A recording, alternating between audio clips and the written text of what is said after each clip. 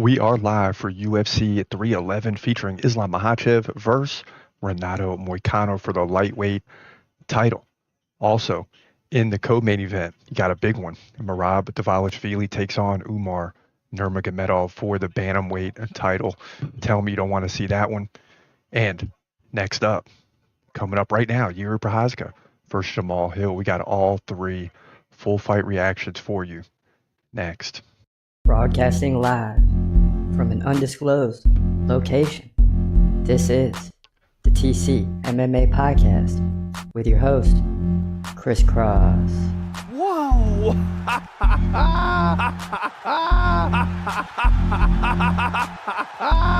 Dana White privilege. Let's go, baby! Let's go! Let's go! Let's go! Let's go, baby! Dana White privilege. Privilege. Privilege. What's happening? This your boy Chris Cross checking in. This is a TCMMA podcast. We are live, UFC 311. It's going down, and what a night it's been so far. In terms of the predictions, we're 5-5. So the big three will decide the night for us. Make no mistake about it. But coming up next is Yuri Prochazka versus Jamal Hill. Big light heavyweight showdown. I like all three of these fights in the big three. But this one especially is going to be interesting. I mean, they all three will be, but Yuri Prochazka versus Jamal Hill, two guys that could have easily fought for the title, getting ready to lock horns. And Yuri enters the octagon, Jamal Hill staring him down. And oh, baby, this thing is on. And boy, are they staring each other down. And Jamal Hill's creeping toward the center of the octagon. No one's stopping him either. And the fans are getting loud. Everybody recognizes how big of a fight this is, man. I mean, this is a huge fight. Probably who's next in terms of fighting for the title. Just announced, too. Breaking news, Alex Pereira versus Magomed Ankalaev is going down. I think they said at UFC 313. That's what it would have to be. So that's breaking news. And both guys will get introduced, and this fight will be on. And then, of course, again, we got Merab versus Umar Nurmagomedov, and then Islam Makhachev takes on Renato Moicano, who got the late call because Arman Tsarukyan had to pull out. We had that full podcast on that. Breaking news just yesterday. It seems like 3 or 4 days ago now, but it was just 24 hours ago we got the news. And look at Jamal Hill, man. He's looking serious. 12-2. And oh my goodness. Both guys look serious, man. And this is either going to be a great Hall of Fame type 3-round fight, or someone's going down. That's the bottom line. Because these guys are going to be swinging. This should be a striker's delight. Yuri can take the fight to the ground, from time to time, but maybe he goes for more with Jamal Hill landing over 7 significant strikes per minute.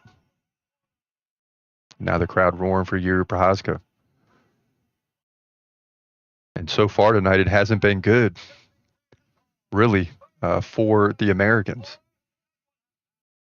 Crowd chanting USA in different fights, but it hasn't gone our way at all. So that's not good news for Jamal Hill, but I don't think he really cares.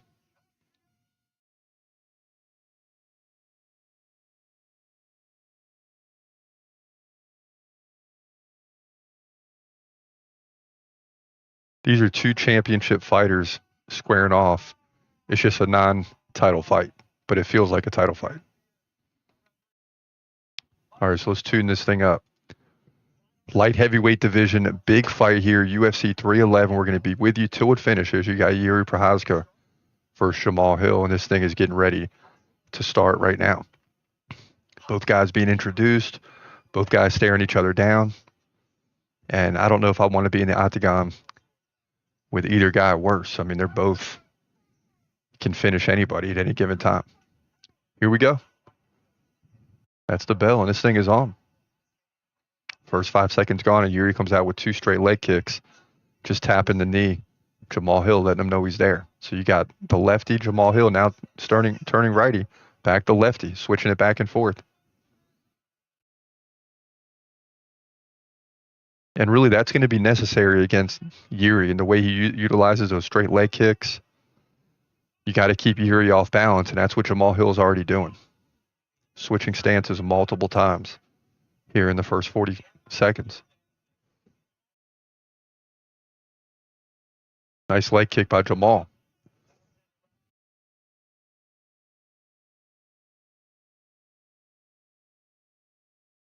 And see, the thing to watch too is, will Jamal be able to keep up the numbers against Yuri? That's the thing. Yuri tends to slow down Yuri tends to slow down most opponents not named Alex Pereira. Now Yuri landing a couple jabs, Jamal Hill landing a right. Let's go, Jamal.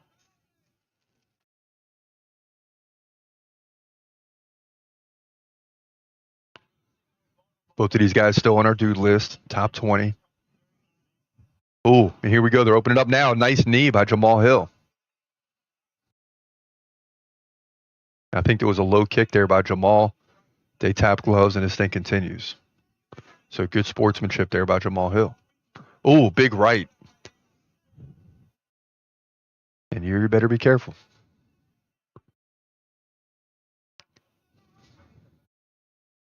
And he lands another right jab.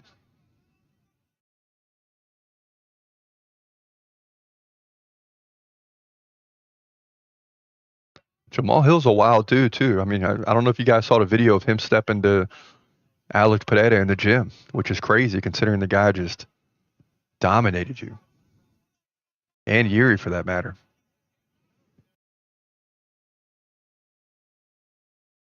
Crowd chant, let's go Yuri. They've been backing the Americans all night, but not here. 2 versus 3 light heavyweight matchup. Come on, Jamal. Land something.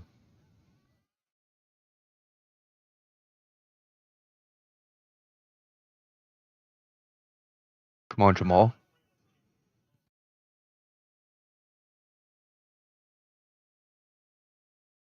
Oh, nice right by Yuri. Oh, Yuri drops Jamal. Look out.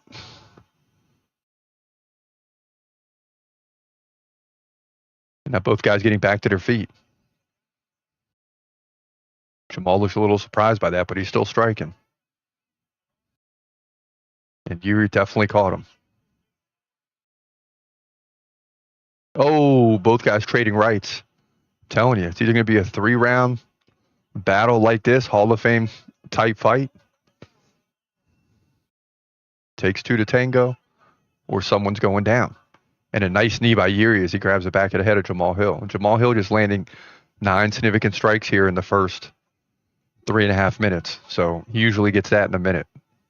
So Yuri definitely causing problems for Jamal Hill, slowing him down. Misses a leg kick. Jamal's got to be wary of that spinning back fist too. Jamal takes a left and a right and still swinging. Takes a knee. And these are 2 warriors, man.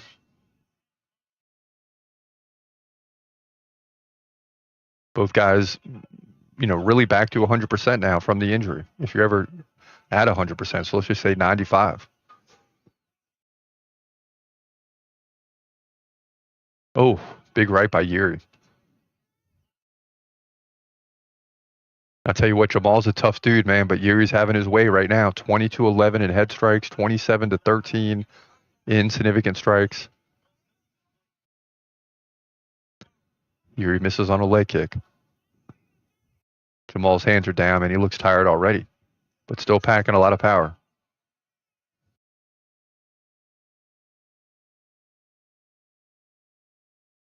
Yuri lands a straight leg kick.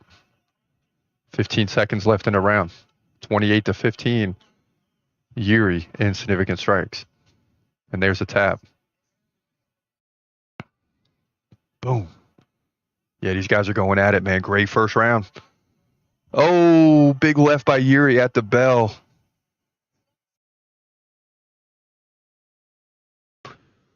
Boy, I don't know, boy. Jamal Hill, I don't know. And he takes a seat. That's definitely necessary. And look at his eye already.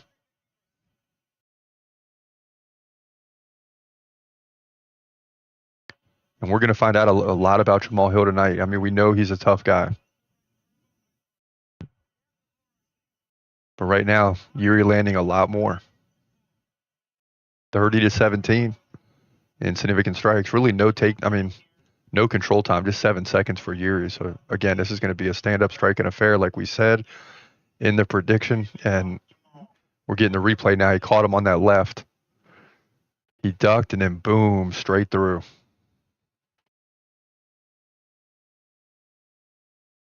And look at Jamal Hill's face. I mean, he went down, but he remained calm.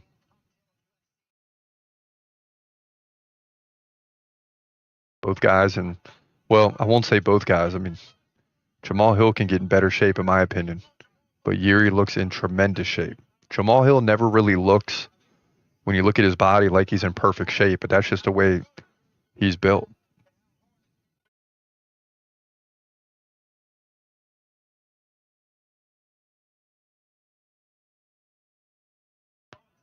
And a leg kick by Yuri misses early on here. Prochazka definitely winning round one. So Jamal Hill's going to have to obviously win this round, or he's going to need to finish in round 3 if it goes that far.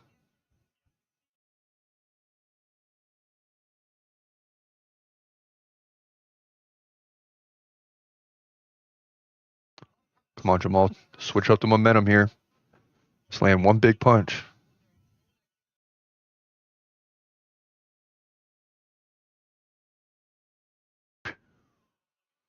Ooh. Both guys trading leg kicks. And now Jamal Hill goes on the offensive. A flying knee by Yuri. He gets caught, though, in the process. Now lands a right. Great back and forth here. Can't get better.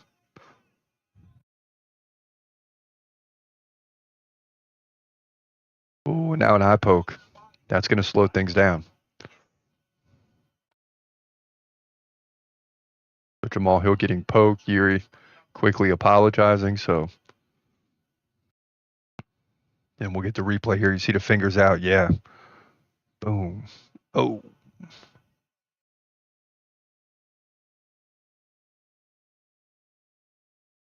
Yeah, and it was actually the thumb. The fingers were extended. They missed initially, and Jamal Hill was kind of lowering to throw a right. And it went right into his eye.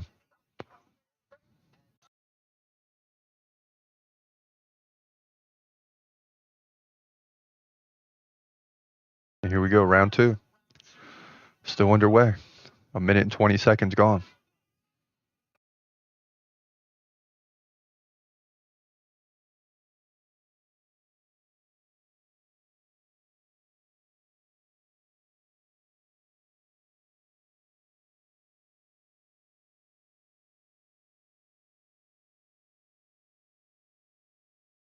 And Yuri comes forward. Jamal Hill lands a right.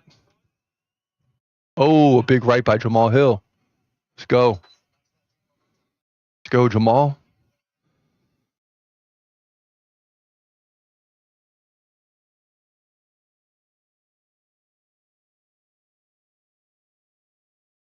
There you go, Jamal. Come on, baby. Nice uppercut. Let's go.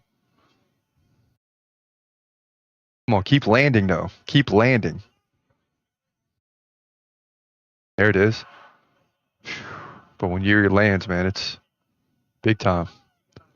And now an eye poke the other way. So Yuri eye pokes Hill, eye pokes Yuri, and we're on a break here with 2:39 left, just about halfway through round 2 and halfway through this fight. And there it is. Boom. It went right in. Yep. Yeah.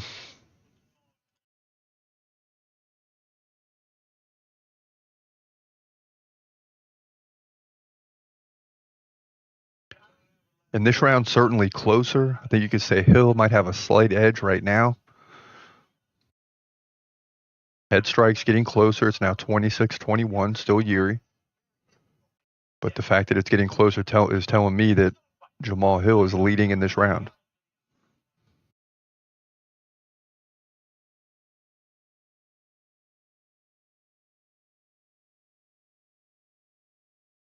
We're a minute into the break. Yuri getting a towel, trying to wipe his eye. Clearly bothering him.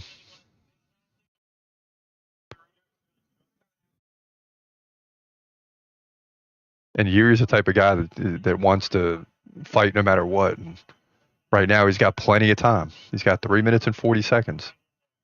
And the doctor's coming in to take a look.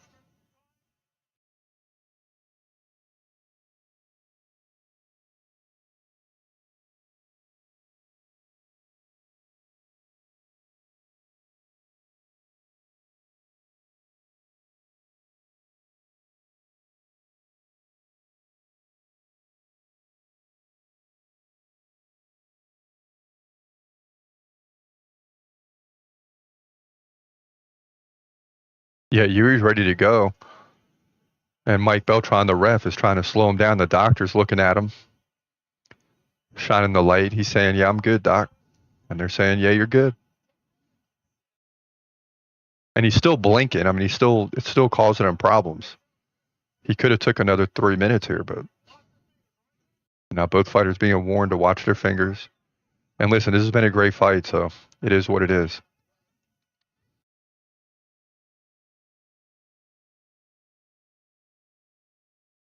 Okay, so it's 11-11 in significant strikes this round. So this halfway through this round, it's basically even. Jamal Hill desperately needs to win this round, just in case. He lands a big right.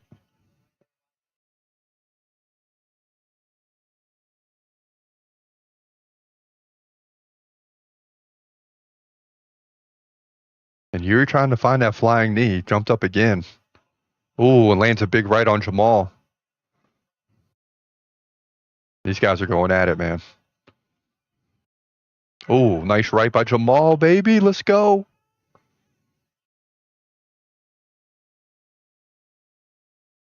Not saying Jamal Hill's going to win, but it's almost like once he gets hit a few times, or many times, it's like it wakes him up. Ooh, big exchange.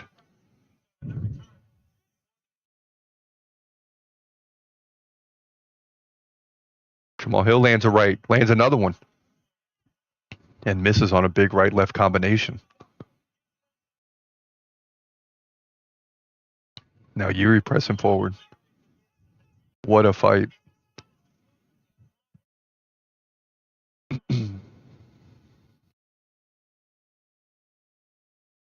Now Jamal Hill drives a left knee.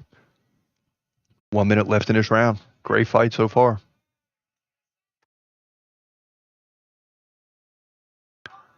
Both guys trying to remain relevant. What I mean is, if you lose this fight, you might have to fight down. So you're 2 or 3 fights from a title. When right now, you're 1 punch from a title. Title fight, that is. This fight has huge implications for both fighters. And they're fighting like it.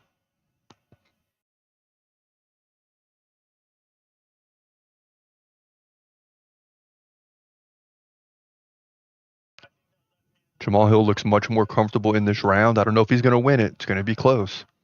But he looks much more comfortable in this round than he did in round 1.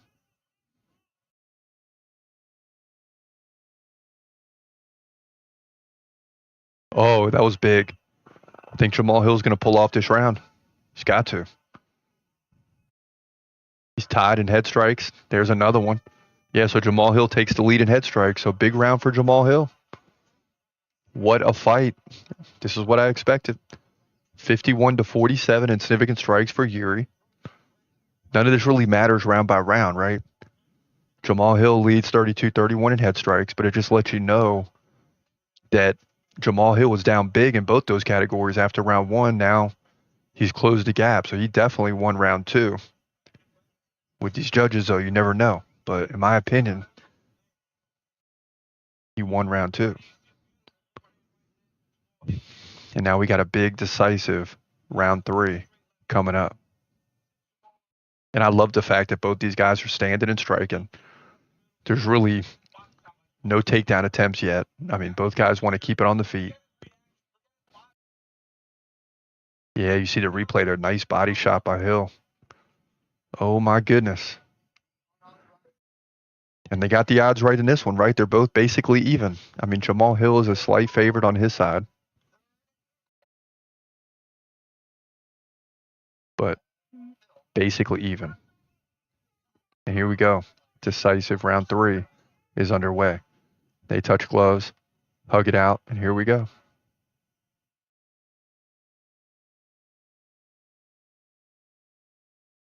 Yuri bouncing around like he's done all fight. Always looks like he has a lot of energy.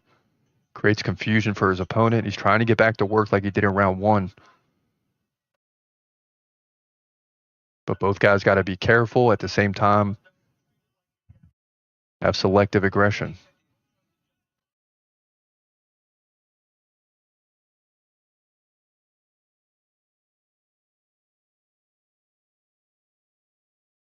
Left-handed a body by Hill.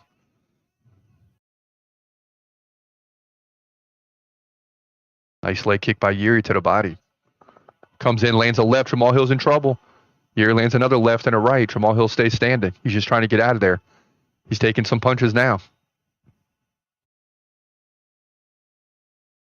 Boy, oh boy. This is not good for Jamal Hill. He's going to have to come back from this now. Because that's going to leave an impression early in the round. Now Jamal lands a left. Okay. Come on, Jamal. Dang it. And y'all know I like Yuri, but man, I need my prediction to come right. We're literally 12-12 on the year right now. We got to finish strong.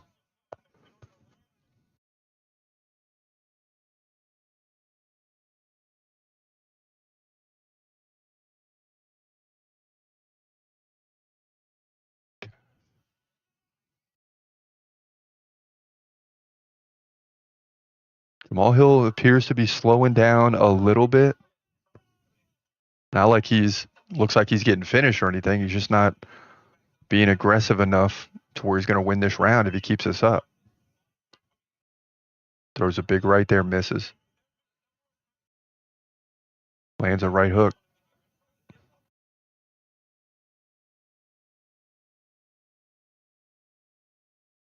Yeah, Yuri's causing problems for Jamal Hill in this round because he's constantly moving. He's lifting that leg. It's causing Jamal to kind of wait. And he's just keeping Jamal Hill off guard. Now a knee to the body by Jamal. Yep, he's got to do something now to even up this round. Oh, Yuri drops Jamal with a right. Oh, my goodness.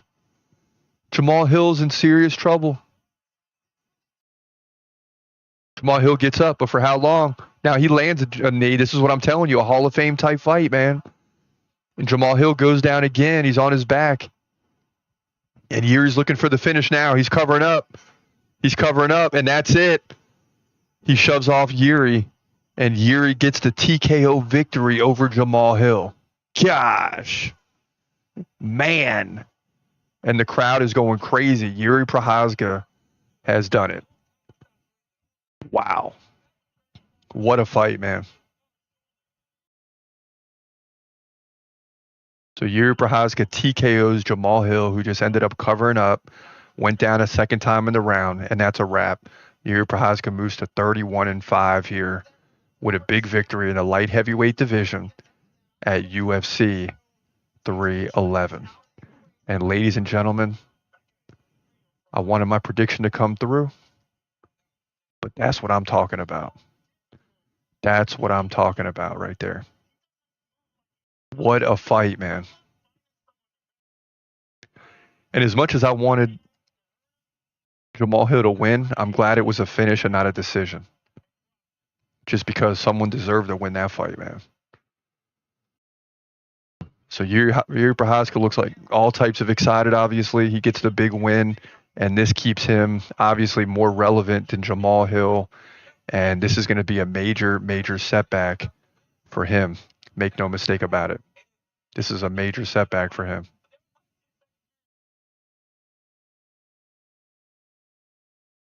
getting a look at the replays right now.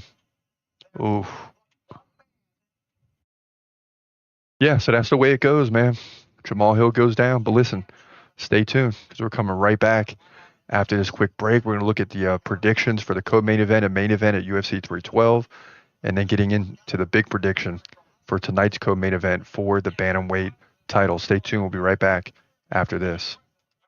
In the women's strawweight division for the women's strawweight division title, you got champion Zhang Weili coming in at 25-3. You know she's from China, right? Taking on the undefeated 11-0 Tatiana Suarez, fighting out of USA. So China versus USA in this one. Suarez 1 inch taller at 5'5". She's 34. Zhang Weili 35. And we've seen this in the women's divisions, right? The older the fighters get, you know, the prime window for the women seems to be much later than the men. You know, the men are like 27 to 33. The women are like 30 to 36, 37 years old. So they're right in the prime. Suarez, 3-inch reach advantage. She fights left-handed or southpaw. Zhang Weili is a switch stance fighter. Zhang Weili is going to be more active on the feet, 5.7 significant strikes per minute to 4.3 for Suarez. But Suarez lands 2 takedowns on average per round. Zhang Weili gets like 2 every 3 rounds. So she more than doubles up Zhang Weili on the ground. Now, Zhang Weili, not great takedown defense at just 50%. That could be a problem.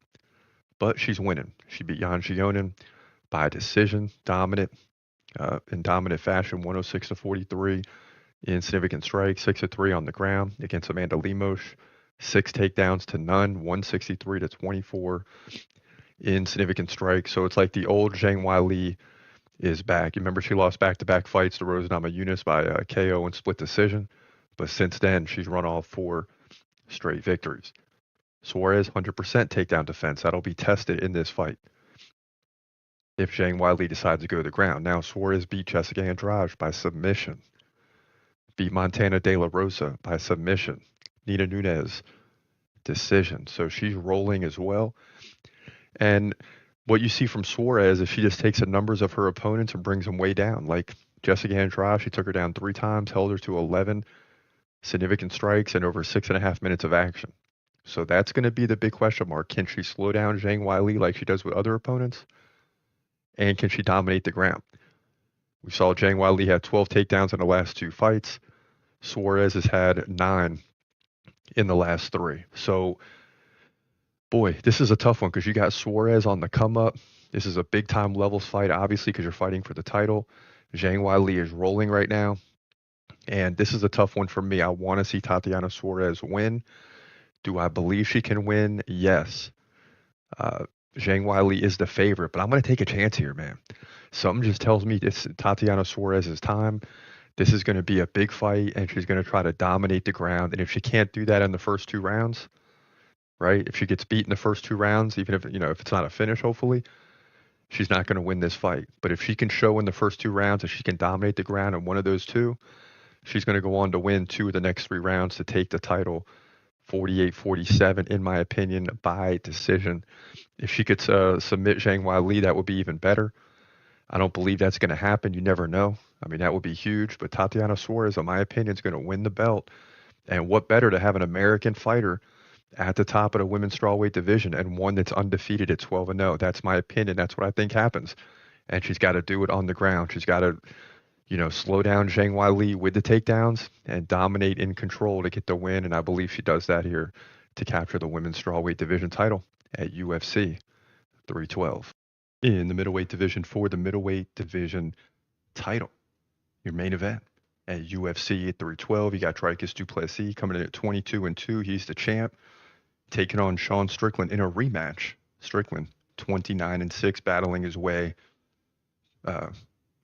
to get back to a title shot after beating Paulo Costa. Both guys 6'1", du Plessis 30, Strickland 33. Both guys 76-inch reach. Du Plessis is a switch stance fighter. Strickland stands right-handed. Both guys over 6 significant strikes per minute, but it's du Plessis who can land takedowns. He lands like 1 per round. Sean Strickland barely gets 1 every 3 rounds. So du Plessis has an advantage in that department. But let's skip right ahead to the rematch when looking at these two, right? Because the other fights don't really matter. except Duplessis beat Adesanya to defend the belt, took the belt from Sean Strickland, and in that fight, Strickland actually led in significant strikes, 173 to 137, right? So why didn't he win? Because he gave up 6 takedowns. But you know how the judges are, right? 6 takedowns, great. But if the other guy leads in significant strikes, it's going to be close. That's why it was a split decision. And it went the way of Dricus Duplessis. So not only is Duplessis going to have to get 6 takedowns again in this fight, he's going to have to try to equalize significant strikes, or he's leaving it in the judges' hands. And I think this fight's going to go much in the same way as the first one. I think Sean Strickland will lead in significant strikes. I think Dricus will lead in takedowns. And then you got to sit through a scary decision, right? You got to sit through a scary decision. And God forbid Sean Strickland wins a title. Are they going to try to set up a rematch? Because you got Khamzat Chimaev waiting in the wings with a dominant win over Robert Whittaker. And people are not happy that he's got to wait. So this fight has big implications on the future, but I still think Dricus Duplessis wins a very close decision. Also, the odds are very close, right? Duplessis not even a 2-1 favorite, so they're expecting this fight to be very close, but I still like Duplessis to win barely, again, with the takedown game, to get the victory and retain the belt. He'll move to 23-2, likely decision win coming here for the middleweight title at UFC 312. Now, as we jump into the co-main event, this is for the bantamweight title. You got Umar Nurmagomedov 18-0 versus Merab Dvalishvili, current champ 18-4. And Umar's a heavy favorite, but should he be? I mean, Merab is really good as well. It's going to be interesting. But first, we're going to take you back to some reactions leading up to this point. This is probably a year or two ago when Umar Nurmagomedov had his last KO. Check this out. Next up, Ketlin Vera versus Rockwell Pennington. Both of them are ranked. As I told you, 6 of the 10 fighters are ranked. Oh, big left by Umar. It's over. Woo! With 20 seconds left in the round. I think I blinked. I think I blinked. So the big left by Umar, and that's over. That's it, man. KO win for Umar. Like I said, I'm glad it happened in the first round. That's what we were hoping for. 16-0. Barcelos, the guy who went 85% of the time, went down with officially 4:41 to 19 seconds left in the round. Barcelos moves to 17-4. Yeah, so Umar's a guy that gets a lot of decisions. That was, back in 2022, 2023, when he finished Randy Barcelos and then ran off 2 more decision fights. On the other end, you got Merab, who took the belt, stole the belt, as we like to say. When the contender wins, stole the belt from Sugar Sean O'Malley. Check this out. 49-46, 48-47, 48-47. Unanimous decision. And no. Merab sort of couldn't believe that. 2 judges, 48-47. And now Merab is breaking down a little bit. So I think all the tension is gone because now he got the belt on his waist. And he's going crazy on his knees. And you realize in that moment, okay, I just accomplished the highest level. And then he hugs Aljamain and the coaching staff and things like that. And now the love is coming in. That's what I wanted to see. That's usually what happens. That's what should happen. Yeah, Merab going over to Sean O'Malley and talking to him for a moment, and all the bad stuff that happened heading into this fight. And Sean O'Malley beat Aljamain Sterling, sending him up to the featherweight division, and all those type of things. But once Merab won it, he was obviously very, very excited. Now, as we jump into the prediction for this fight, it's not going to be an easy one. Respect both guys. Believe they're both capable of winning, but we got to pick one. Here we go. In the bantamweight division for the bantamweight division title and your co-main event at UFC 311, you got Merab Dvalishvili, current champion, taking on Umar Nurmagomedov. And this is going to be a high-level fight and probably in Umar Nurmagomedov the best chance to take the belt, at least right now, from Dvalishvili. Dvalishvili's 18-4. Umar perfect 18-0. But this is a levels fight for him.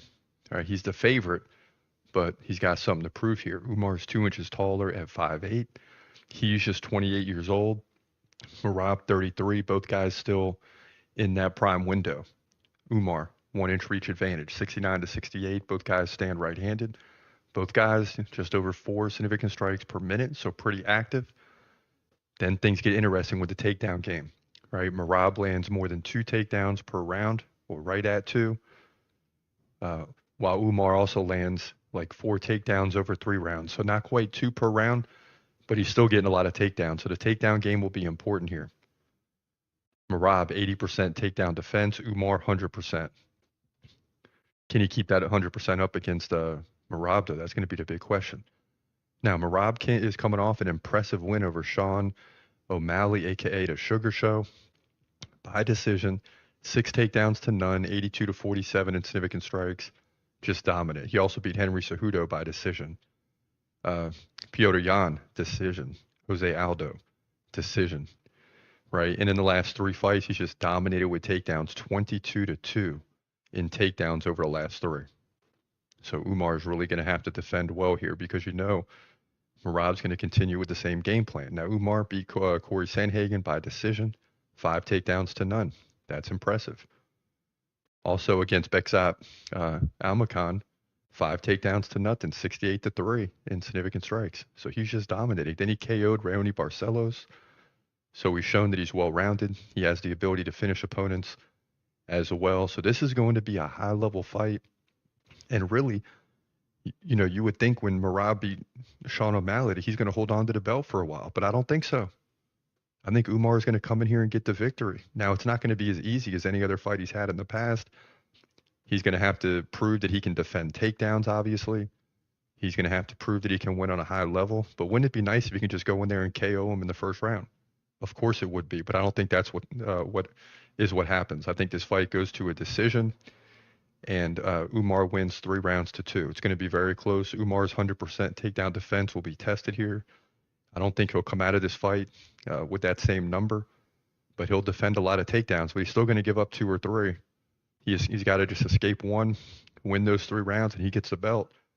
But very close fight coming up here. But I got Umar Nurmagomedov winning the belt. And what a solid champion this will be at 19-0 if he gets to win. But that's what I believe is going to happen, in my opinion. Bantamweight division for the title. Co-main event at UFC 311. Yeah, and the thing about both these guys is they apply constant pressure.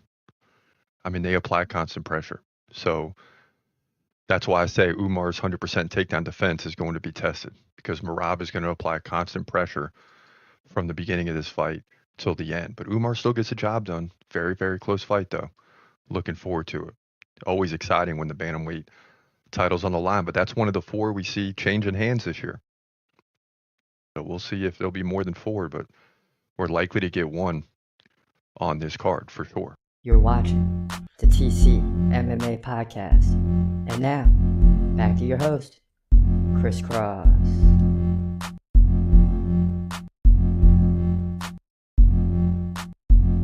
Welcome back. This is your boy Chris Cross. This is the TCMMA podcast.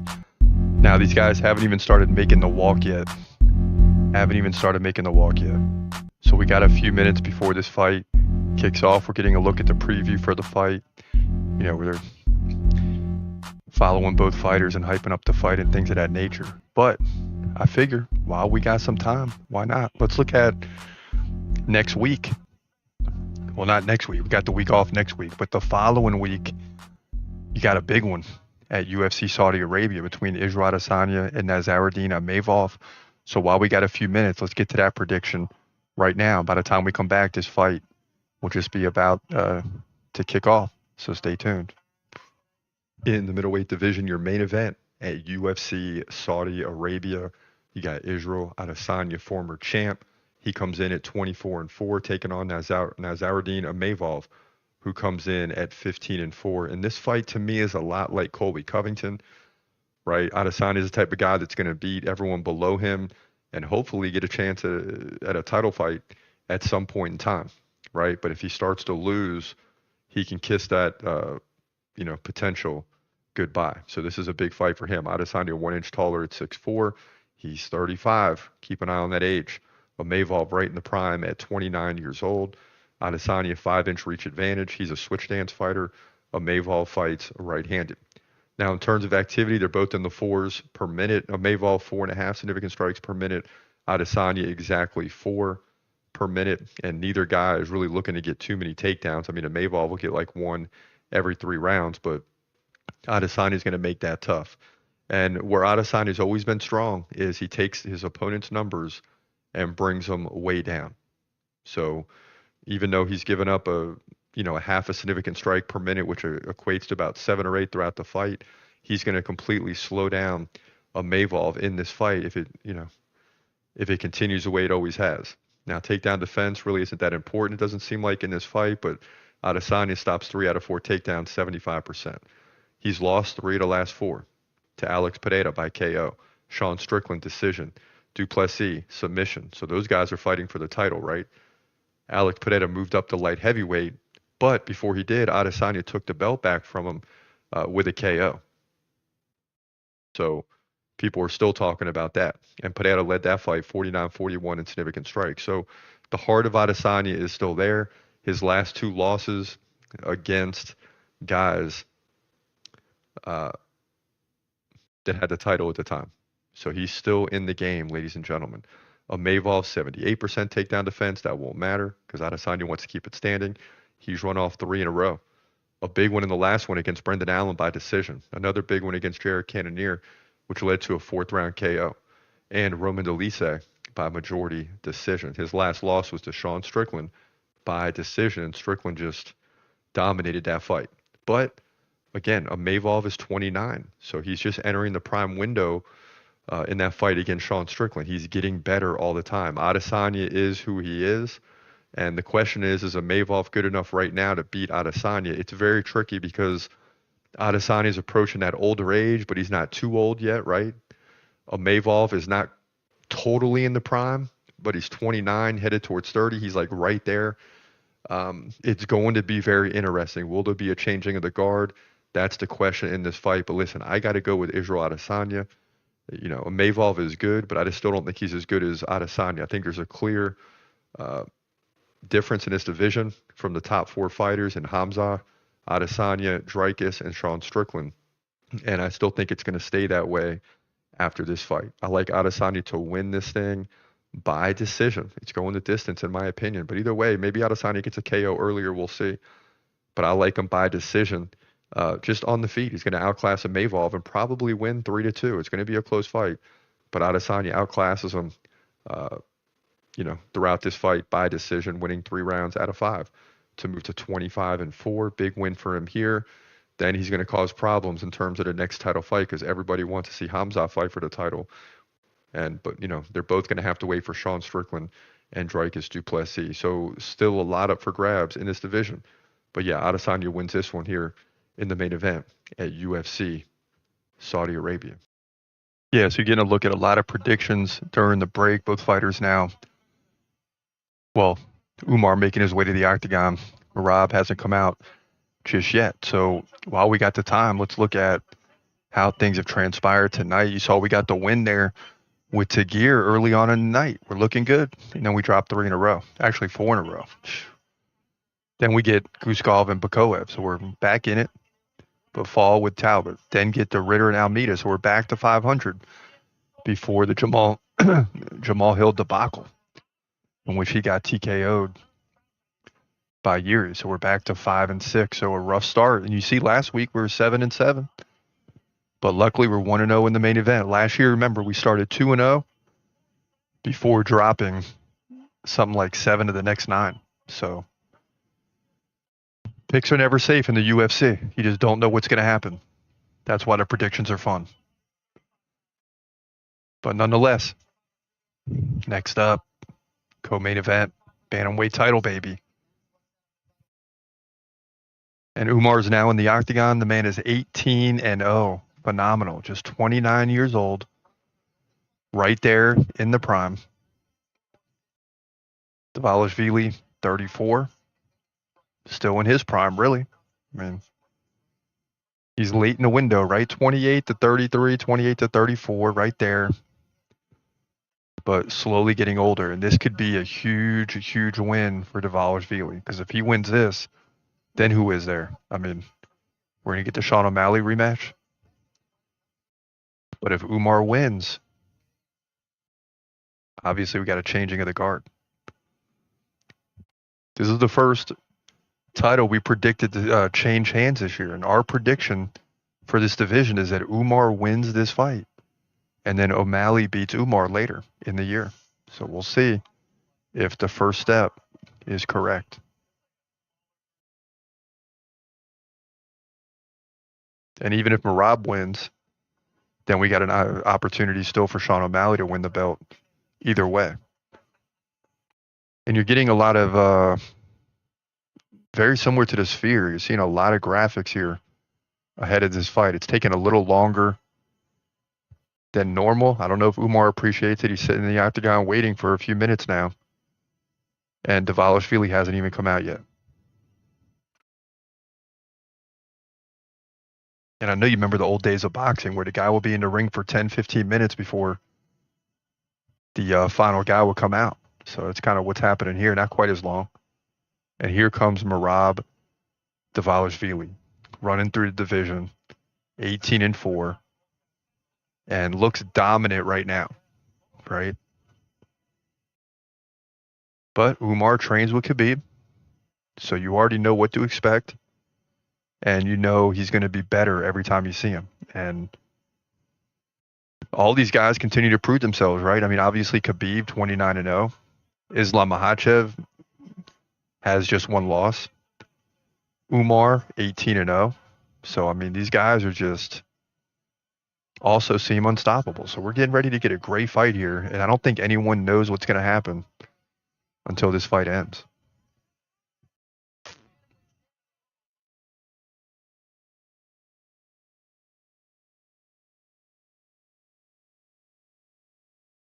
Merab walking to the octagon looking very spirited, to say the least. I mean, he looks confident walking in. It's unbelievable he's the champ, but he's basically a 2.5 to 1 underdog coming in.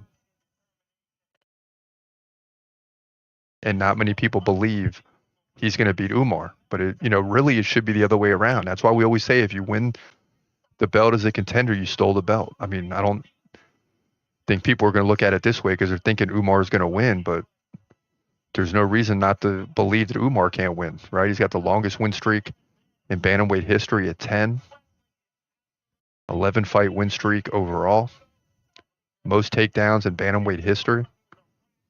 So Umar's got a lot to prove in this one, and there's Aljamain Sterling with him as they hug it out, training partners.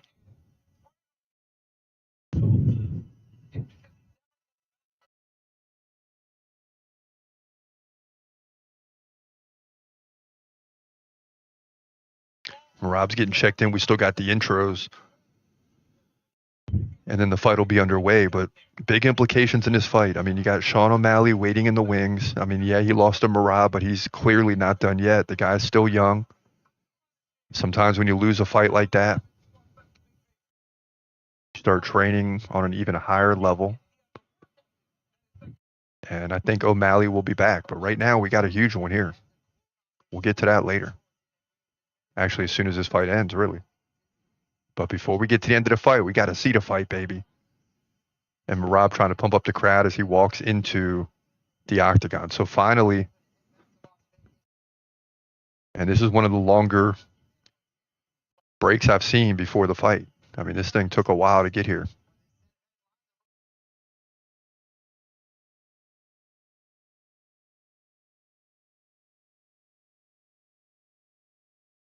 And that might be in part because we've had 3 finishes to start the night. I mean, the last one came late in the 3rd round, but still had 3 finishes here to start the pay-per-view card, which is great because the rest of the night was a bunch of decisions. I think you had 1 or 2 finishes in the early prelim cards, but a lot of decisions that we had to sit through. keep in mind throughout the fight, Umar is going to be 2 inches taller. He's 5 years younger. He's got a 1-inch reach advantage. And in terms of the numbers, as these guys get introduced, the striking is basically even. Merab lands 2 takedowns per round. Umar lands 4 takedowns over 3 rounds. So that's where the fight's going to play out at some point, you would think, is on the ground. Can Umar defend the takedowns? Can he gain control over Merab on the ground? We'll see. But Umar has worked his way in the fight game all the way to the highest stage, and he's undefeated.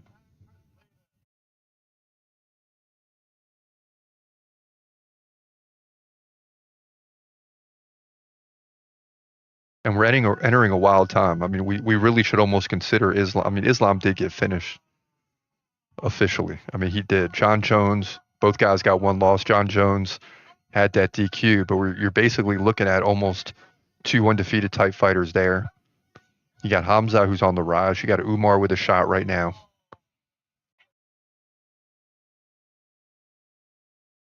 Is Ilia Topuria still undefeated? I believe so.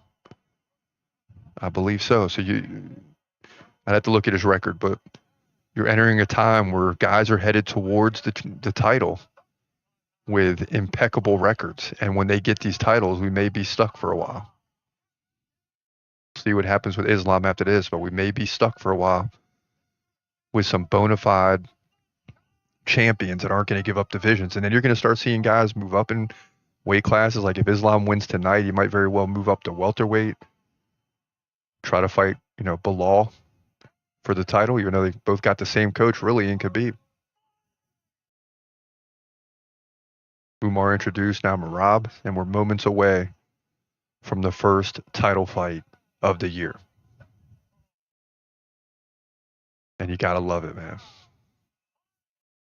Gotta love it. Let's go, Umar. Get us back to 500. I know I can count on Islam. Let's get us back to 500, Umar. So let's tune this thing up. Here we go. UFC 311 bantamweight title on the line. Champion Merab Dvalishvili takes on Umar Nurmagomedov. We're here for the full fight reaction, and we'll be here until this thing finishes. And we've been waiting for this for a while. One of the biggest fights on an unbelievable card. Just saw Prochazka finish Jamal Hill. That was wild. And now we finally get a title fight, so let's go.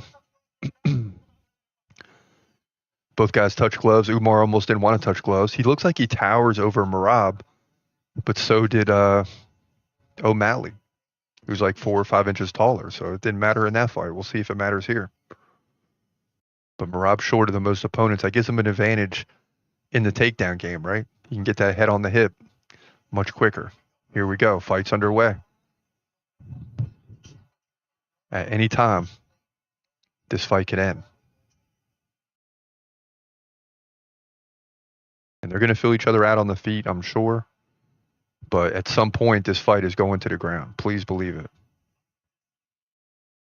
Barring any type of quick finish.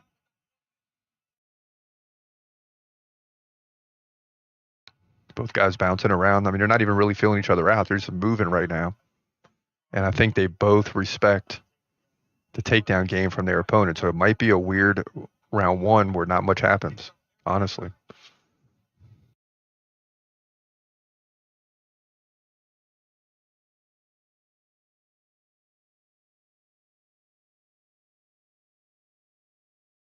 First strike landed by Merab. It was a leg kick. Now a jab by Umar. So first minute gone and not much action in a potential 25-minute fight. Let us know in the chat, too, if this goes to a decision, who you got anyway. Do you think there's going to be a finish here? I've had 3 in a row. No reason to believe it won't be 4. But the capabilities of both guys to defend takedowns, to land takedowns. Ooh, big left by Umar.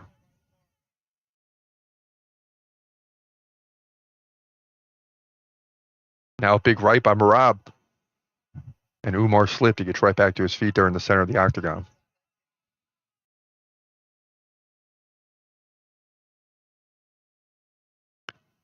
And Merab is a guy that over time just continues to pressure you. That's something to keep an eye on here, and we will. But he's a guy that can keep pressure on you, both with the strike game, as you've seen the big right there, and the ability to land takedowns.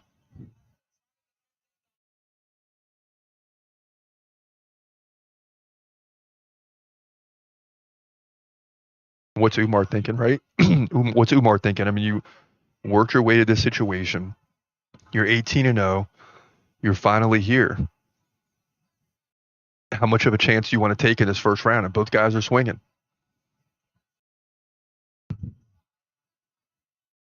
Will this continue? I mean, do both guys respect each other enough that they don't want to go to the ground? And here we go. First takedown attempt by Merab. Doesn't work, but he lands a right. And this is a high-level fight, as you would expect. One of the best divisions in the UFC. To me, number 2 behind the lightweight division. Welterweight used to be up there, but I think clearly the bantamweight has surged ahead, and that, has definitely surged ahead from the days of like Woodley and then Usman. Both guys come together. Single leg attempt by Umar as he gets the head on the hip. And Merab's pushing him down, and Merab gets out of there. Umar comes back in with a leg kick and lands, and Merab gets out of there. Now Merab takes a right.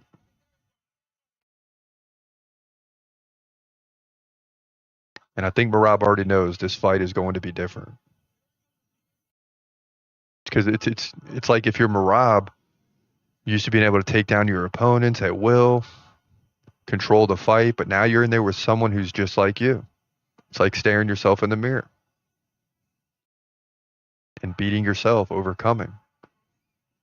Not easy to do. Nice leg kick by Umar, who goes in for the takedown. He can't get it. Merab digs the underhooks, but Umar's still trying to get the takedown. Now Merab lands a knee, and they fight out of it. So both guys having a hard time landing a takedown here. Final minute, round 1.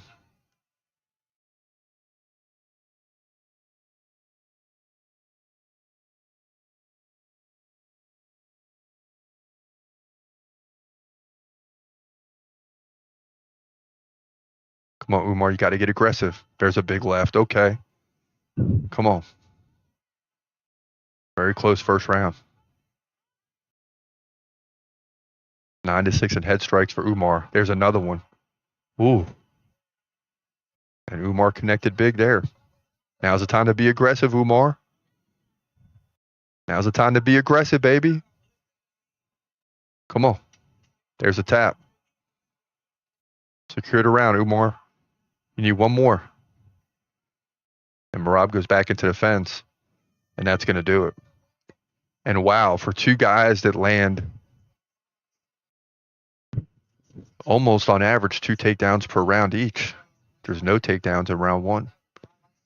And it's 10-6 in head strikes for Umar.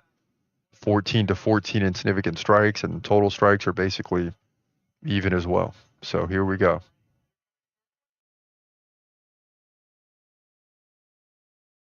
And the fight kind of started slow pace, right? They're feeling each other out, and then you can see the activity starting to build up, and both guys doing a great job of defending takedowns. And that's trouble. That's, trouble for Merab, who wins a lot of his fights with the takedown game and the control time and the ground and pound. And even on the feet, he's usually winning, as we saw him do against O'Malley, winning on the feet and on the ground. So much different situation here with Umar, who's got the ability to stand and go to the ground. So he matches up well with Merab. Round 2's underway. No touch of the gloves this time.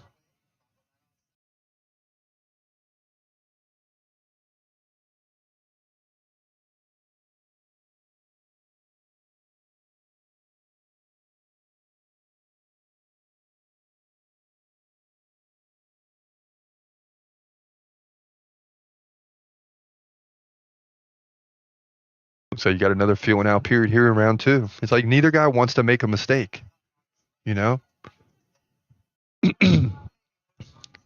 And it's easier when you're watching a fight to say be aggressive because you don't want to get caught.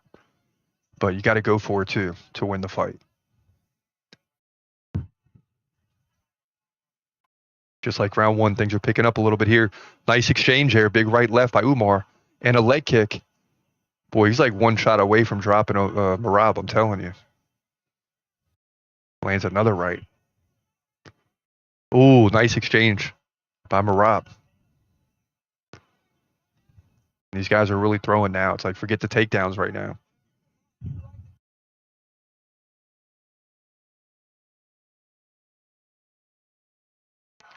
Takedown attempt by Merab. Umar spins him back into the fence. As he digs the underhooks, now they shove off. So 0 for 5 on takedown attempts combined between both fighters. That's good news.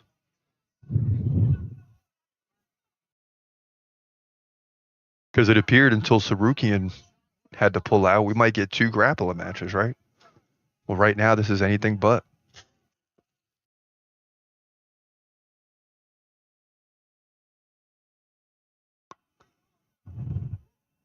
Ooh, takedown here, potentially by Merab, as he pulls a leg down, but now it's Umar who gets the back. And Merab's going to spin off, and I'm telling you, this is a tough situation for Merab, man. It's like staring yourself in the mirror. All the advantages you're used to having, your opponent is equally, if not better, in all those areas. Dead even in significant strikes, 22 all. Head strikes, 15-10 Umar. So depending on how the judges are looking at this, if this continues, he built up control time, he continues to build a lead in significant strikes, or head strikes especially, he could be up 2-0 very easily. But Merab gets out of it, he stands up. That's big for him. Now he spins out of it, he's out. Okay, crowd roars, they love it. Let's go, Umar. Land something, Umar.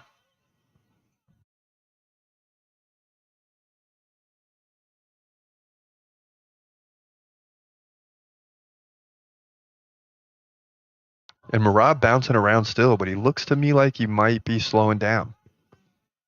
Just slightly. Nice leg kick by Umar. As Merab tries to wipe his face. Yeah, Merab's grabbing at that nose, man. And another left-right combination by Umar. Who's looking solid here early. He's not dominating, but he's looking solid.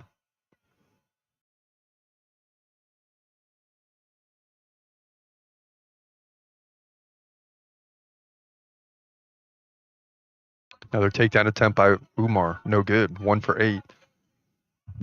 Combined for both guys.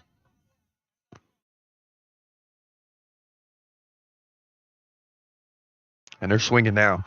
Merab landed. Starting to pick up the pace. Now he goes in for the takedown. Umar stuffs it, but he's backed up against the fence. 1 minute left, round 2. Highly entertaining fight.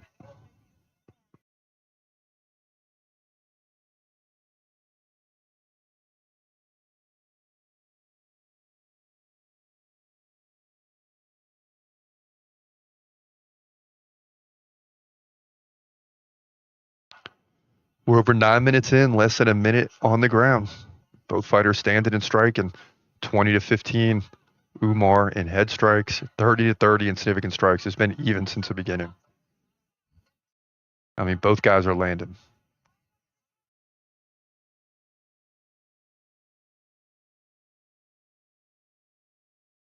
Come on, Umar. Nice leg kick. Boom! Woo! Both guys come together. Umar trying to swing out of it. He ducks a punch. Nice. Shoves off Merab. And that'll do it for round 2. I don't know, but this is close.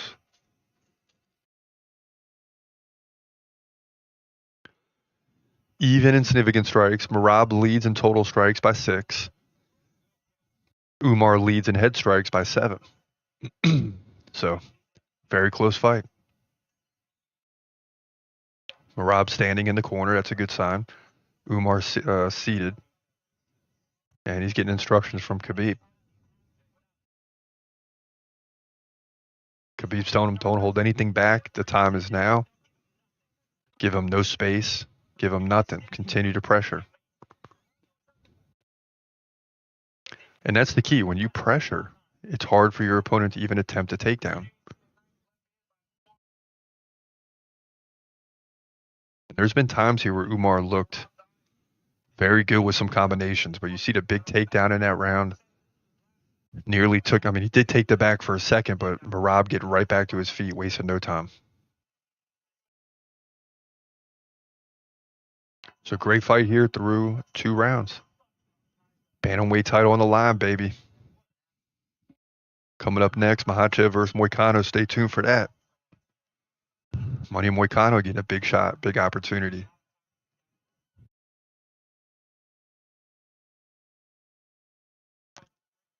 Both guys standing in the center of the octagon. A little bit less of a feeling out period here now. You might, I mean, you see Rob knows he's got to be more aggressive now. Hopefully his coach has told him he's down 2-0, because he probably is. Might be 1-1, but probably 2-0.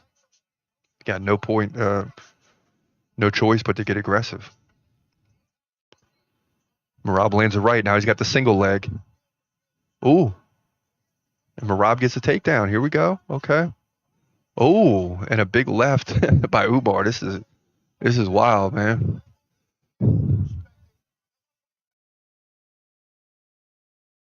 First takedown. Given up by Umar in 7 fights. Dang. I mean, it was like, I don't even think, yeah, Dvalishvili got credited for like 5 seconds.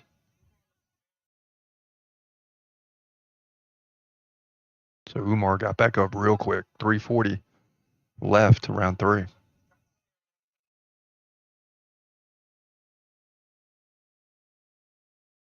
Let's go, Umar. Land something.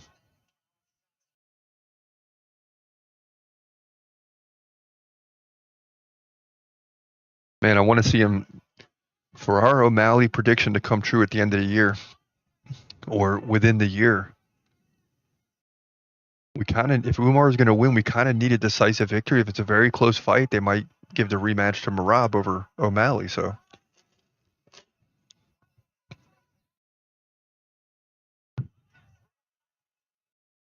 ooh, Umar slips.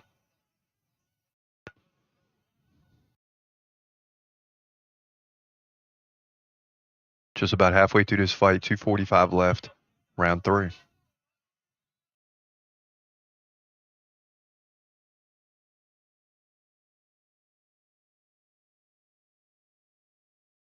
Boom, nice leg kick, Umar. Come on. Get out of the way, ref. Wasn't a low kick. Right on the thigh.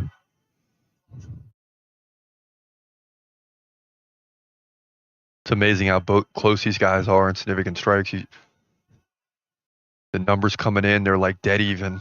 In this fight, they're dead even. Head strikes getting closer for Merab now. As when you look at the numbers, Merab's creeping back.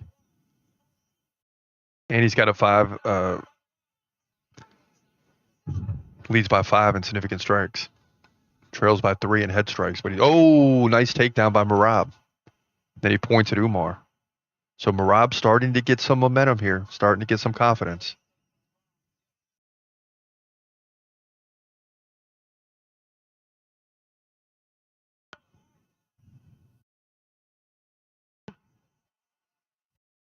Merab lands a takedown, but Umar rolls out of it quickly.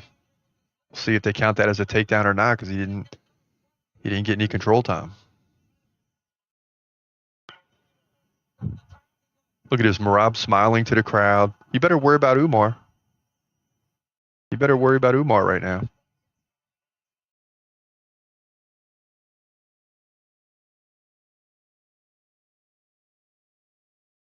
Now Merab spins him, and they're free. As he sat there and talked to DC and Joe Rogan for a minute, which I don't know what you're thinking. You better worry about Umar. Come on, Umar.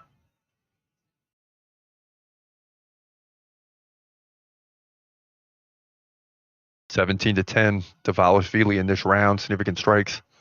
basically they're both tied in the first 2 rounds. So you hope that the head strikes carry Umar to those first 2 rounds. But, judges sometimes, if the second round is close, are going to give it to the other fighter. And Umar looking for the takedown. Merab is kind of pumping up the crowd saying no, and then he does get dumped. See? I mean, Merab showboating in a very close fight. It's crazy.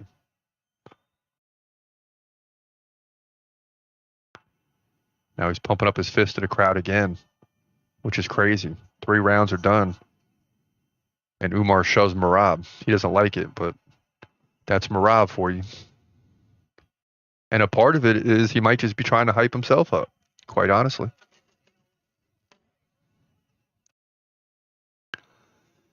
Merab's corner saying Umar does not like the pace. Keep the pace up. But how do you keep the pace up when you're showboating, right? Then you showboat and get taken down. So.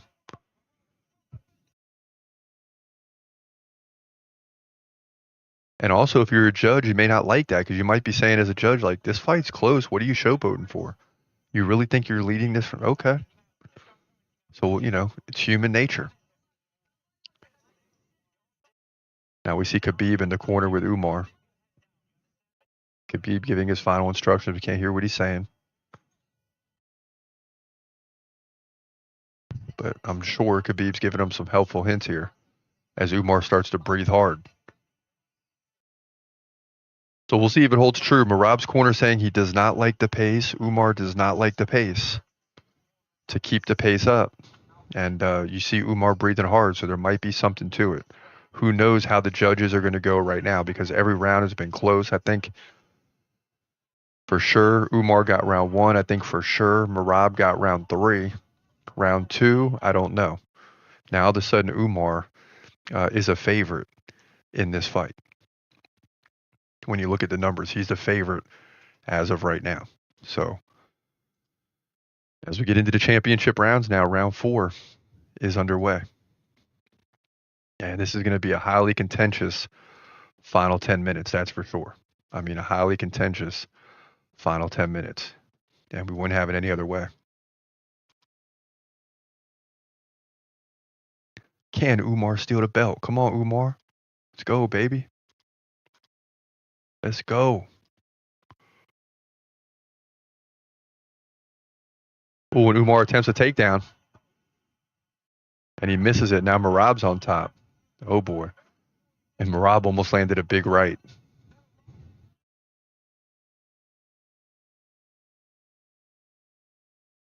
Now Merab goes in for a takedown. Can he get it? Umar maintains good position. Great defensive skills by both guys in terms of defending the takedowns. I mean, just incredible.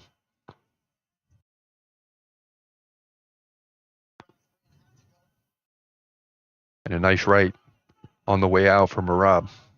3:20 left, round 4.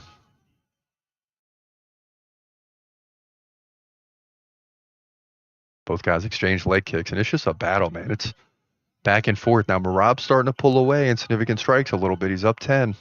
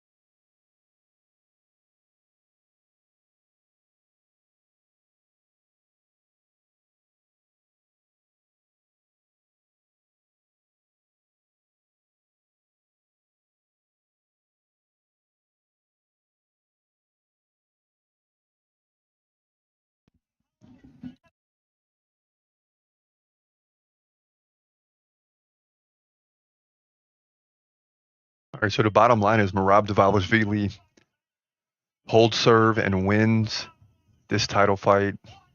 Two judges 48-47, one 49-46. That means Umar had a chance in the fifth round. He had two judges that had it 2-2 going into the fifth. He had a chance to win the fight, but Merab Dvalishvili was just too much, and therefore Umar doesn't win the belt and still champion in phenomenal fashion. Merab Dvalishvili gets the victory here over Umar Nurmagomedov. Bantamweight division, UFC 311. So just an incredible performance there. You got to give it up to him. And unbelievable.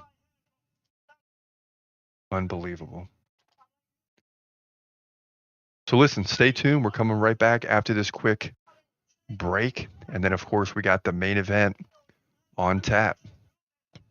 Islam Makhachev versus Renato Moicano. Tell me you don't want to see this fight. I know I do. But stay tuned. We'll be right back after this. You know we got Islam number 4 on the do list, so we like Islam Makhachev dearly. I mean, the only guys above him are Pereira, John Jones, and Hamza Chimaev. So, you know, Islam's the guy. And but Renato Moicano, you can't count out a Brazilian, and you can't count out a guy that gets an opportunity that he knows he might never get again, right? Renato Moicano may have never got another title fight. Could. He's you know, on that trajectory right now, right? But he may not ever get there, and now you get thrusted into the situation. Don't count this guy out, man. And he's Brazilian. You guys know how I feel about the Brazilians. I mean, anything can happen here. So let's jump right into the prediction. We just got this done. Didn't even post it yet. You're seeing it first right here. So let's dive into it. This is Islam Makhachev versus Renato Moicano. In the lightweight division for the lightweight division title at UFC 311. You're seeing this right. Islam Makhachev takes on Renato Moicano as Arman Tsarukyan has pulled out. And this is about as short as notice as you can get, but luckily Renato Moicano was set to take on Beneil Dariush, so he is ready to go. So let's get into it. Makhachev 26-1, the champ, taking on the Brazilian. That's the key word, ladies and gentlemen. Brazilian. Moicano is 20-5. Moicano 1 inch taller at 5'11". He's 35. Okay. Still right there, right outside the prime window, but he's still in his prime, I'd say. Makhachev right there at 33. Moicano 1 inch reach advantage, 72-71. He fights right-handed. Makhachev fights southpaw or left-handed. Money Moicano 4.4 significant strikes per minute to 2.7 for Islam, but you know Islam has a takedown game, more than 1 takedown on average per round. Moicano lands like 2 every 3 rounds, so not bad. Islam 90% takedown defense, Moicano 72%. That's not bad, but will that hold up? Islam, as we discussed leading up to the Arman Tsarukyan fight. I mean, he beat Dustin Poirier last time out by submission, beat Volkanovski twice, once by KO, most recently in the first round, first time by decision. He's had 9 takedowns in the last 3 fights. So that's the key. 9 takedowns in the last 3 fights, and this is what we've become accustomed to. Now, Volk did outstrike him in the first fight, but after that, he led 24-4. He had enough. He put him away quick. Poirier 88-74 in significant strikes, 5-0 in takedowns. So Moicano has won 4 in a row, right? That's why he's on the big stage, beating Brad Riddell, submission, Drew Dober, decision. That's a tough fight. Jalen Turner, KO. That was a big one. Benoit Saint Denis, KO. So now, you know, he's right up there with Dustin Poirier. I mean, you know, this guy is capable of finishing people. And I remember, you know, when he was KO'd by the Korean Zombie back in the day, I was like, that was one of the best KOs I've seen at that point in time. And it seemed like Money Moicano was done. I mean, he would go on to lose to Rafael Fiziev by KO, RDA by decision, dominated there, 5 takedowns to none. So it's not going to be an easy situation, but this is a tough fight for Islam Makhachev, because all of a sudden you got a different opponent, different game plan. This guy is more of a striker, but you can take him down and control him that way. I think it's going to be very interesting. But listen, ladies and gentlemen, I can't go against Renato Moicano. Forget about it. This is a bad dude. Or excuse me, I can't go against Islam Makhachev. Forget about it. I mean, this guy's a bad dude. It's just the bottom line, right? Moicano is a bad dude as well, but not on the same level as Islam. Now, if he wins, I'm going to be jumping around, going crazy, tell you how dumb I was, for lack of better words, to go against a Brazilian, right? But Islam right now is surged to a 12-1 favorite, but everybody's going to be tuning in to see Renato Moicano going into a fight, and all of a sudden you're thrusted into the main event for the title. Money Moicano is going to be pumped up, and anything is possible. I will tell you that in this fight, anything is possible. If Islam can't dominate the ground game, certainly Renato Moicano can strike with the best of them. So keep that in mind as this fight goes on. But we got Islam Makhachev, number 4 in the dude list, winning the fight here, keeping the belt, lightweight division, main event, UFC 311. And you know what? You got to give it up to Islam too, because, you know, it's not guaranteed that he's going to fight, right? Dana White had to go ask him. He could easily say no. But Islam, and not that I quote, I'm paraphrasing, I'm the champ. And the champ is basically always ready to fight against anybody. So on one day's notice, the champ is taking on a different opponent who is very capable of beating him. Renato Moicano can lose fights, obviously, but he can win any fight against any person on the planet with one punch. And that's why I like this fight. Now, yeah, Islam is probably going to dominate him on the ground, but at the same time, again, Money Moicano could land one punch and finish a fight at any time against anybody. So that's why I'm excited about this fight. That's why I'm excited. And the time is now to see what happens. I just can't. It's unbelievable that this is happening at the last minute in the main event. Total surprise. But my heart's pumping. I'm excited. And I can't wait to see what's going to happen, quite frankly. I mean, I really cannot wait to see what's going to happen. Sir Forever says Islam by submission first round. Very possible. But, you know, and listen, his takedown game and grappling skills is superior to anybody. But what I will say is Moicano has decent takedown defense. That's the first thing I noticed. And he's Brazilian, which I always say, at worst, they're average to good on the ground, right? So maybe he can stack up with Islam here. Probably not, but maybe. And that's kind of why we're going to watch now. I mean, we're going to want to see what's going to happen. 49ers faithful was 15 minutes before weigh-ins, laugh out loud. Yeah. And what that, you're right. And what that means is Moicano, which may not seem like a big deal, but it is, can't weigh in at 156, right? He's got to weigh in at 155. And does anyone know if he already weighed in? I mean, I'm going to try to look this up. Did Moicano already weigh in? Because we got to make sure that he made weight. I'm sure if all this news is coming out, he probably did make weight, or else we would definitely know by now. But still, it's a different situation when you got to make weight. And I'm not seeing any results yet for Islam Makhachev and Moicano.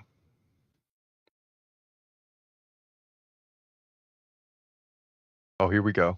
Okay, Moicano made weight. 154.5 for Makhachev, 155 for Moicano. We got a title fight on our hands. And you see, I'm just getting off work. I don't even know what's going on with all the weigh-ins and all that stuff until right now. So I appreciate y'all getting into the chat room, keeping us up to date on anything we don't know. You know, it takes a minute just to get the live stream pulled up and get set up and all that. So I didn't have time to go research anything other than see someone's chat or a comment, look it up, and I'm like, boom, it's on. Let's get the prediction done. Let's get on it. Let's get on it. 49ers faithful, just in case. Dana said he was the backup fighter, so he made the weight. Okay, I gotcha. Super late notice. We're lucky we got any event, for sure. Hamza Boris Chimaev superfan says, crazy. Moicano time. Money Mike, baby. Not Money Mike. Money Moicano. Money Mike, baby. Money Moicano. What's he going to do? What is he going to do? And my first thought was like, this is great. And then I'm like, oh man, every video that I have is Islam versus Sarukian too. And I got to go back in every video and change the tags and all. Oh my goodness. But at the same time, I'm super excited. I know the UFC fan base is, once they, are like, darn, I really want to see that fight. And they come to realize, okay, now we get Moicano. Yes, Islam is a huge favorite, but that don't mean he's necessarily going to win. And I'll take a striker with decent takedown defense, quite possibly a good ground game, not necessarily to match up with Makhachev, who may just submit him in 2 minutes, who knows. But hopefully good enough to be able to, stay alive on the ground through the first round. Get opportunities to be on the feet 2 or 3 times. And if you're Moicano, yeah, you got to be worried about the takedowns, but you're getting a title shot. I'm just going for the KO. Even if I give up a takedown, I know you can't go in there with Makhachev and be worried about takedown. He's coming regardless. Okay. He's coming. Just like Khabib, he's coming. You got to go in there and get the finish as quick as possible and try to land a big shot before he can even get the takedown. Easier said than done, but that's how you beat Makhachev, if it's even possible. King Terzi, if Moicano wins, what happens next? Armand Charles rematch, 5 rounds now. If Moicano wins, immediately Islam gets the rematch because he took the fight on 1 day's notice, so there's an out there. He won't use that as an excuse, but that'll be the excuse to get him a rematch immediately. So you already know if Moicano wins, that rematch is happening. The lightweight division is on hold for 6 months and quite possibly throughout the rest of the year. Then you start to look at the rest of the division. Yeah, Armand versus Charles. Charles already has a fight set up. For the life of me, I can't remember who it's against, so he's got to win that fight.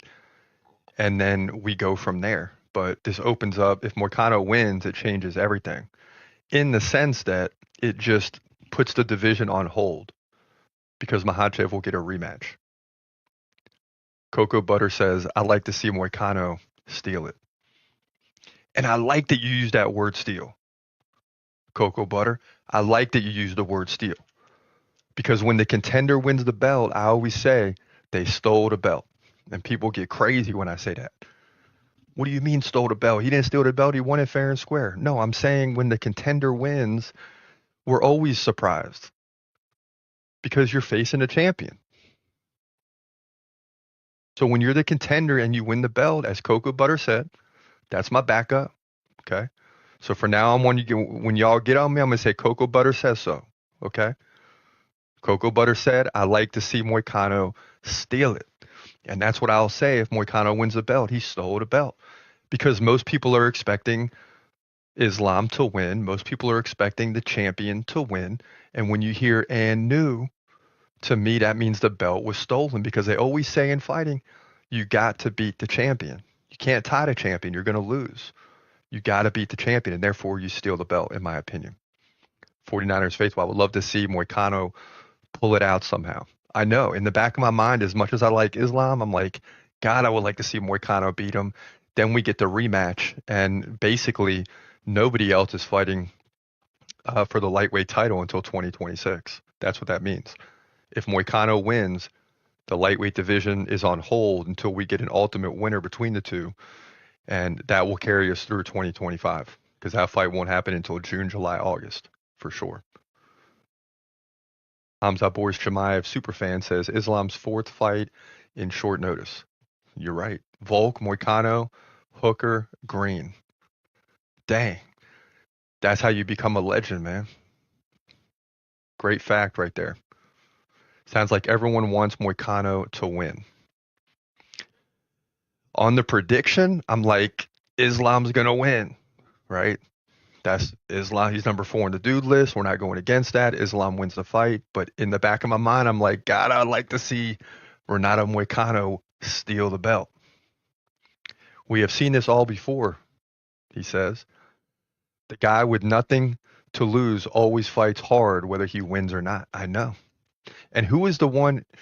And was it on short notice? Gosh, man, Khabib fought, what was his name?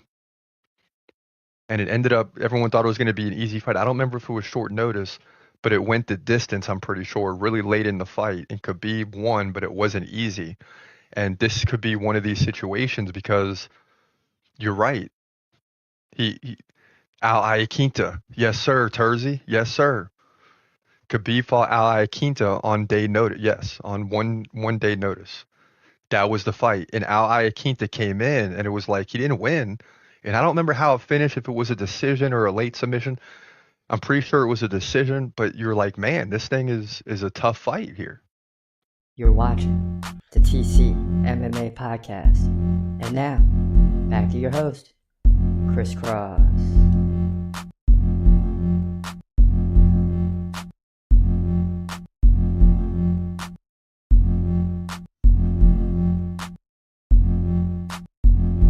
Welcome back. Welcome back. This is your boy Chris Cross. This is the TCMMA Podcast. It's that time. Main event is up. And guess what? First losing night on the predictions in probably 7 or 8 months. So we're 5-7 going into the main event. So all that matters now is that Islam Makhachev wins his fight. As much as I'd like to see Renato Moicano win the fight, we need to be 2-0 on the year in the main event. So that's what's at stake here. Make no mistake about it.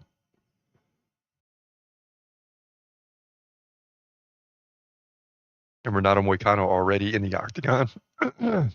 Excuse me. Islam Makhachev making the walk right now. And this thing is going to be on and popping. Are we in for a shocker? I mean, are we in for a shocker tonight? Can Renato Moicano do the impossible? I say no. But does he have a striker's chance? Absolutely. Absolutely. He's got a striker's chance. But the takedown game by Islam Makhachev is just ridiculous, you know? And it's just hard to see how Renato Moicano is going to be able to deal with that. How will it, the game plan for Islam change? It has to change because the opponent's completely different. And what type of effect will it have on him in that situation? Taking an opponent in the last minute, 24 hours before the fight. Well, guess what? Islam's done it before, multiple times. So there's no reason to believe he can't get the win once again. But, you give an opportunity to a guy like Renato Moicano, and anything can happen, right? That's the bottom line, is anything can happen in this fight. Yeah, we all believe, for the most part, that Islam Makhachev is just going to run in here and get an easy victory. Quite honestly, that's what I expect to happen. But what I'm saying is you never know, man. You never know in a championship setting. You give a guy an opportunity like Money Moicano, and anything is possible, right? That's the bottom line, is anything is possible in this situation. So we've seen some good finishes in the main card. In fact, 3 in a row to start the main card. And then all of a sudden, things slowed down.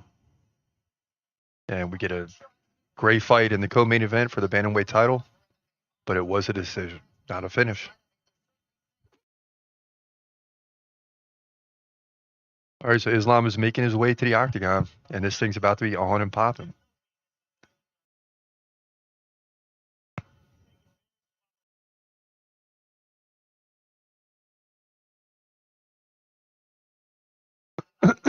Excuse me.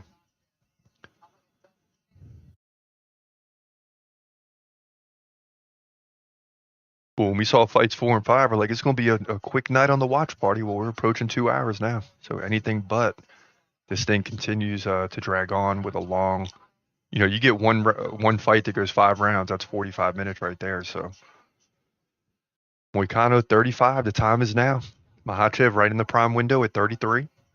I mean, he's at the height of his prime, at the height of his career right now. The main event of the evening.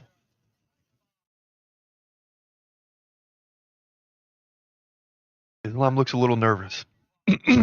Renato looks like he's got the chance of a lifetime.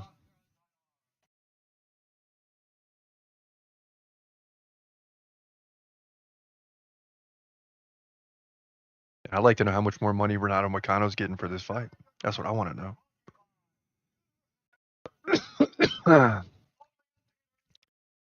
Bear with me. It's been a rough day. Long day.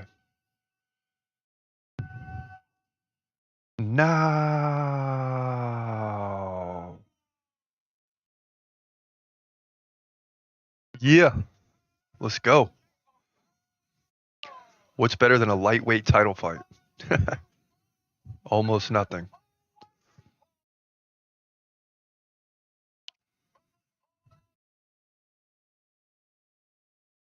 And it's packed in LA, which is crazy with all the fires and everything. People still selling out the arena, getting there. And luckily, this fight card seems like it's going to get finished tonight. You know, you just get worried with everything that transpired throughout the week. I mean, the UFC considered moving this thing to Las Vegas, and luckily, LA gets a little break with UFC. So great job by Dana White and company for keeping it here, not panicking, and being assured that this event would take place, and it did. And that's all you can ask for. So Moicano from Brazil, 7.5 to 1 underdog. I almost say could beat, but Islam, 13 to 1 favorite.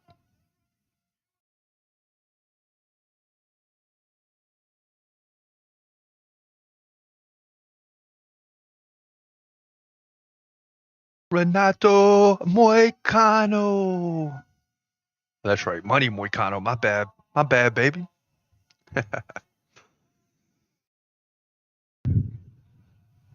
Islam, seemingly unstoppable. Are we in for the shock of our lives tonight? Because that's what this would be. A guy taking a fight on short notice and taking the belt almost never happens.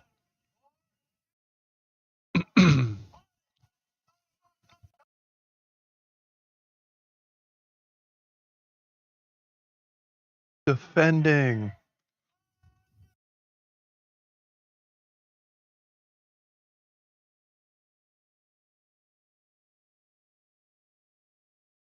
Let's go, Islam. All right, let's tune this thing up. Here we go. Lightweight title is on the line. Here at UFC 311, Islam Makhachev versus Renato Moicano. This is the full fight reaction, meaning we are here until this fight finishes. Both guys staring each other down. Moicano getting this fight on super late notice, 24 hours before. Luckily, he was already fighting Beneil Dariush, and he had to cut 1 extra pound, which is not that easy when you're not preparing for it. But Moicano looks confident on his face. He knows what's at stake. You also know you're getting in there with a fighter that has superior grappling skills to anyone on the planet. Training with Khabib.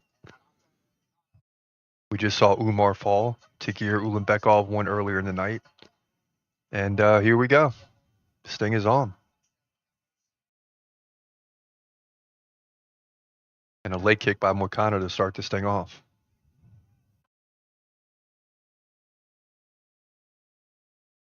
And as I said yesterday, when he got KO'd by Korean Zombie, I thought it was over. And since then, he's put together a lot of victories. 5 in a row, I believe.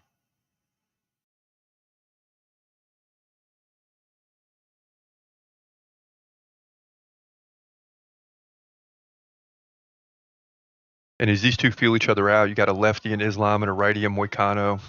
At what point in time does Islam decide to take this fight to the ground? And we got a time. And already he's telling Moicano to watch the fingers. Herb Dean breaks him up, and here we go. Back in action.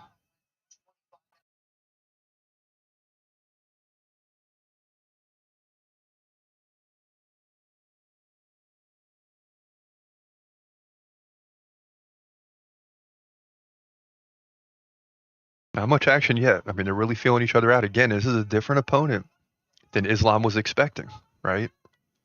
So not a lot of time. You know, they're going to watch some film and they're going to study him, but you're not. You prepared for Arman Saruki in all training camp. Now you find yourself in here against a Brazilian who's got has good striking ability, right? And you know Brazilians can go to the ground if necessary. I don't know if it's on the same level as Islam, of course, but there's still some ground skills there for Renato Moicano. And a nice left by Islam.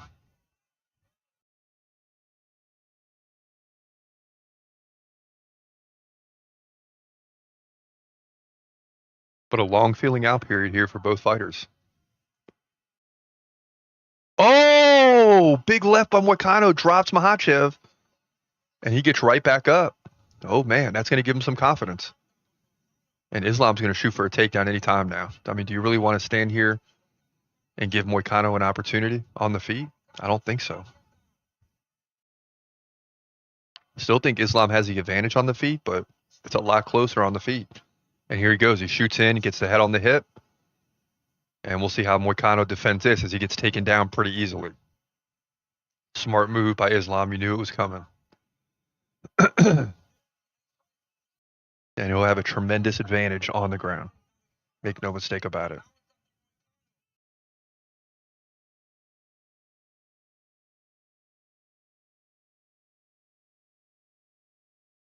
Moicano on his back. He's got a half guard.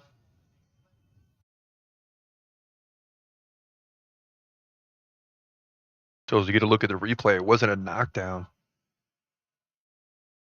but it was a slip by Islam Makhachev that caused him to go down. So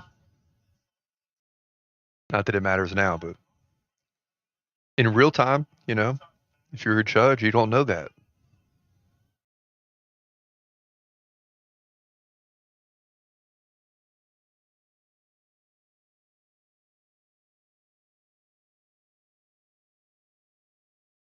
And after a scary minute, Islam begins to take control here on the ground.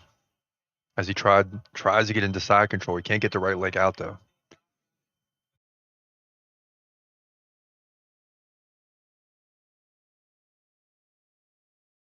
And here we go. Makhachev's on his feet.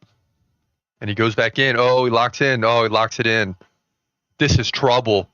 Moicano's in trouble. This is going to be quick. And he taps, and that's it. Islam Makhachev wins, baby. Let's go, dog. Islam Makhachev finishes Renato Moicano in the first round. And that's rough for Moicano. You know, you believe you can come in here and win the belt. And Islam Makhachev, again, superior grappling skills to anyone on the planet, can finish you in a moment's notice. And that's what he did here to Renato Moicano. So even though he had a chance, you can make the case that he really never had a chance. Islam Makhachev is that good. We wanted to see the Arman Sarukian fight. We didn't get it. And now the question is, will Islam move up to welterweight and face Bilal Muhammad? Even if he's got a way to fight, will he make that choice? It's very possible. But the bottom line is as we expected, Islam Makhachev comes in here, dominates Renato Moicano, and gets a submission with about a minute and a half left in the first round to secure the belt, keep the belt. And we're 2-0 on the year in the main event. Not doing as well in the overall predictions, but we'll get better. But in the main event, just like last year, we're 2-0, at least for now. This fight went down, lightweight division for the title at UFC 311. Well, listen, man, I appreciate y'all watching. What a night. What a day. I mean, a lot of decisions early on. Then we get a bunch of finishes for the last 5 fights, ending with a finish. Neither champion fallen. And I think we're going to start to see that this year. You know, one belt I thought would change, which still has a possibility because I still think O'Malley can get the bantamweight. But it's going to be hard for some of these champions to fall this year. We got some good champions at the top. And we've already seen that tonight. First pay-per-view of the year, 2 champions, both retain the belt, both solidify their position at the top. Appreciate y'all watching. This your boy Chris Cross. This is a TCMMA podcast. Until next time, have a great day and God bless. As always, peace.